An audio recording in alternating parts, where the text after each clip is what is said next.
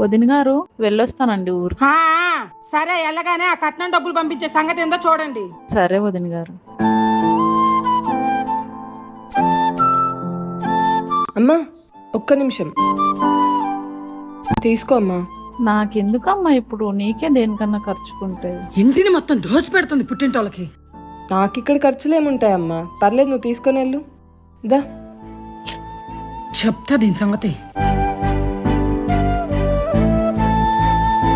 ఆగో, ఎవరిది నీ అబ్బ సమ్ముంది అనుకున్నావా? ఇక్కడ కట్ల కట్లు ఇచ్చి పంపిస్తున్నావు తల్లి చేతికి. నేనేం కట్లు ఇవ్వలేదు అత్తయ్య గారు. నేను పోయినసారి మా ఇంటికి వెళ్ళినప్పుడు మా నాన్నగారు ఖర్చులకు ఉంటాయని చెప్పి ఆ డబ్బులు ఇచ్చారు. అప్పుడు తీసుకోకపోతే ఆయన ఫీల్ అవుతారని ఆయన హ్యాపీనెస్ కోసం అని తీసుకున్నాను. ఇప్పుడు అవే డబ్బులు నేను మా అమ్మగారికి ఇచ్చాను. మా అమ్మగారు కూడా నా కూతురు సాయం చేసిందని హ్యాపీగా ఫీల్ అవుతుందని. అంతేగాని నేను మీ ఇంట్లో ఒక్క రూపాయి కూడా మా అమ్మకి ఇవ్వలేదు. సరే సరేలే, కలబులు మాటలు బో చెప్పి నువ్వు పో, పని చూసుకో పో.